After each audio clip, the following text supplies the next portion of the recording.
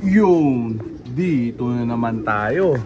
Yung mga jet fighter natin, gutom na. Alas 10 pasado na yung akyatan natin dito sa ating baratang kulungan. Yan, nautal pa. Pahinga muna natin sila ng matinding chichar nila. Racer Mix, Wing Master. Yan, konti lang. Ano, paano bigyan nila? Tubig ng baterya. Alisin muna natin yan. Yan. Grabe yung panahon yun. Ano muna? Pahinga muna sa pukol. Sama ng weather, oh. Kana pa nag-uulan. Grabe yan. Pero paparondahin natin yung maya, syempre. Tapos merong tropa na nagsasuggest na subukan ko naman daw ipukol ng ganitong weather, sabi. Ayan, oh. Ayan, sabi ng tropa nating nagsasuggest. Ayan, di ko alam kung lasing siya o ano. Pero tropa, masasabi ko lang sa ganun gago lang ang magpupukol ng ganitong weather. Ayan, isang taon mong pinaghirapan yung mga jet fighter mo na pagbihisin, na i-precon, tapos yan, lalasugin mo lang sa ganyang weather. Wag na.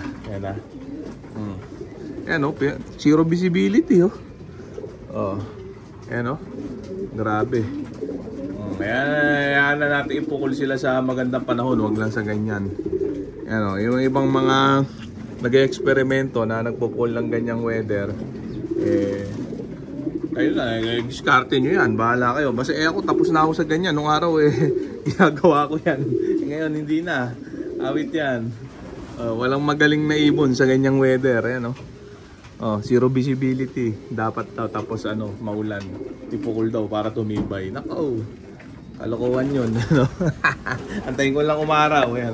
Patapos na kumain, lagyan na muna natin din sa sa fly pen. Sana yung mga sa ganyang panahon, lagi rumoronda ng ganyan. Ronda pwede, panisa nila. Pero ipupukol mo ng ganyan, pass tayo dyan. Yan, iba-ibang pananaw, iba-ibang paniniwala. Pero ako galing na sa ganyan nung araw pa. Bahala na moves nung araw. Ngayon, hindi ubra yung ganyan. Ayan, pupukol natin to sa magandang panahon, magandang laban. Hindi natin isusugal na mga ganyang weather yung pagpukol. Ayan, baka ma-one hit delete tayo dyan pag ganyan. Ayan, kaya maraming napapahamak ng mga pansier, mga ibon nila, dahil sa ganyang mentality. Ayan, nasa huli lagi ang pagsisisi, wala sa umpisa. Ayan, kaya muna natin sila dyan. Ako, may naiwan pang isang visit na yan, wala pansin. Ito ka. Trabaho, hirap nang walang cameraman. Yan, solo lahat. Wala na naiwan. Yan, check natin sila. Yan, maula ng rondahan pwede yan, pero maula ng pukol, pass tayo sa ganyan. Sa truck ayos lang dahil lahat nandun, no choice. Pag ini-release, release talaga. Pero yung magsasariling pukol ka, tapos ganyang weather, sobrang tanga mo na nun, di ba? Alam mo na nga maulan, re-release mo pa. Solo ka lang. Makalaban mo, may ibon pa, ikaw wala na, di ba? Okay, mga tropa, yan ay mga jet fighter natin, naka-ronda position na sila. Kaya hindi na muna natin patatagalin pa, kaya parurondahin naman natin itong mga jet fighter natin. Nakaparondahin pa ng iba. Yan na sila, maula ng rondahan na naman to. Ayan, sige, nagpumahos. Ayan, grabe, ubos ang laman. Dito tayo sa naulan dyan. Silong tayo din sa tambayan natin. Dito natin kuhaan. Ayan, mamaya magpipicture na ako ng mga ilalatag natin para sa laban sa linggo ng online ending natin. Ayan, mga jet fighter natin. Dilim mo, zero visibility. Ayan sila, hindi ubra ipukol ng ganyang weather mga tropa. Kailangan dyan pag ronda okay lang kahit bumabagyo pa, pero pukol hindi. Kailangan pagka pupukol may araw, may nakasilip na araw, hindi ubra yung ganito na ganyan maulap na ewan, na ulan-ulan pa. Ubus ibon mo pagka ganyan, walang magaling na ibon pagka ganyan.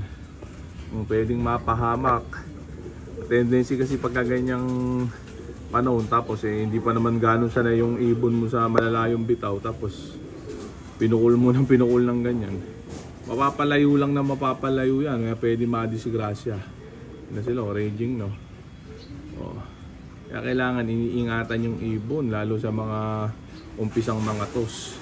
Pero pagka nakalayo na ng mga bitaw yung mga yan, kahit i-mid-toss mo ng mga, kahit nga i-mid-toss ang ganyan, delikado pa rin eh. Pero buwan tayo na yun kasi nakalayo na. Halimbawa galing na ng Bicol na karera, tapos na i-mid-toss mo, disgrasya na ganyan yung weather.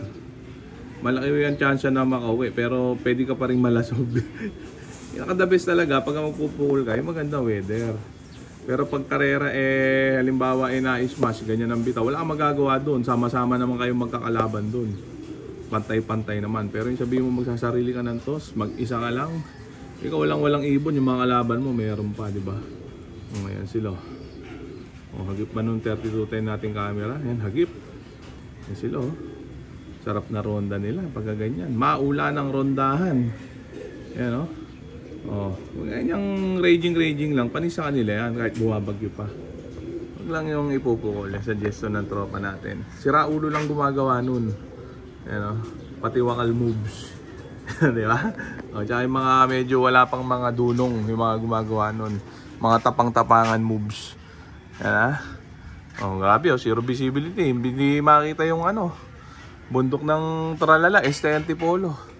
Antay lang ulit tayo na gumandang panahon. Pero ayon sa weather forecast, parang may isang linggong ganito ang weather. Sabi dun, mga jet fighter natin. Ikot-ikot pa, susuray-suray pa. Yan, kita ng ating 3210 na camera. Ayan, papuntang Antipolo. Yan kung sa raging nga, hirap yung sa pukul pa kaya. Hindi basta makalayo parang kinakapapa nila yung yung daan papalayo para maka-raging. Pero pagka maaraw ang bilis mawala ng mga to. Ngayon ayan layo na ng mga yan hagip pa rin hindi maka-raging. Pinag-iisipan nila kung saan sila pupunta. Wala silang maaninag siguro. Yung bundok ng Antipolo malabo, zero visibility. Ayan sila ayan medyo hirap. Pagka maganda pa nawawala agad yung mga yan ngayon masama ang panahon. Nakailang ikot, ayaw dumayo, ayaw mawala. Ayan diba? Yung pa kayang ipupukul mo kahit 20 km lang ang pukul pag ganitong weather, may sa tulog. Ayan tropa, so okay na muna siguro yan. So dito ko na muna tatapusin itong video na to. Shoutout sa may hinang nilala. Okay na.